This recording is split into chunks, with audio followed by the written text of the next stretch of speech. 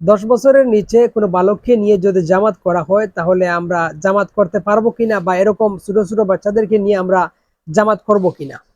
অনেক সময় দেখা যায় যে মসজিদে বড় কেউ নেই, ইমামের সাথে ছোট ছোট বাচ্চারা, তো তাদেরকে নিয়ে জামাত ইমাম করতে পারবেন কিনা এই বিষয়টা একটু জানার চেষ্টা করব। এ বিষয়ে ফাতাওয়া হচ্ছে এরকম, যেমন ফতোয়ায়ে আলমগীরের ইবারত হচ্ছে এরকম যে ইযা কানা মাআল ইমামি রাজুলুন, যখন কোনো ইমামের সাথে কোনো পুরুষ, রাজুলুন ওয়াহিদুন, একজন পুরুষ থাকবে, আও সাবিয়ুন ইয়াকিলুস সালাতা, অথবা এমন সবি অর্থাৎ শিশু বা বালক যে ইয়াকিলুস সালাতা, নামাজ সম্পর্কে সে জানে, এরকম যদি কাউকে নিয়ে ইমাম জামাত করেন তাহলে তাকে তার ডান সাইডে তাকে রাখবেন। সুতরাং এখান থেকে দেখা গেল যে এরকম ছোট বাচ্চা যে নামাজ সম্পর্কে অবগত আছে তাকে আমরা ডান সাইডে রেখে জামাত আমরা করতে পারবো যদি একজন হয়, আর যদি কয়েকজন হয় তাহলে তো পিছিয়ে আমরা পারবো।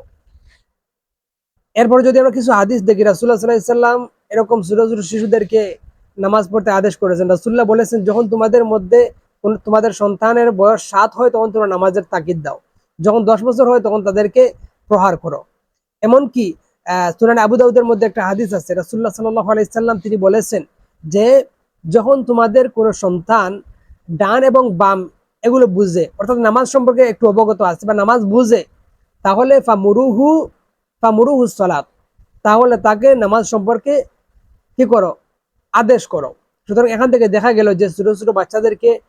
রাসূলুল্লাহ নামাজ পড়তে আদেশ করেছেন, এমনকি আমরা তাদেরকে নিয়ে যদি জামাত করি তাহলে আমাদের নামাজটা হয়ে যাবে, আমরা তাদেরকে নিয়ে জামাত করতে পারবো ইনশাআল্লাহ।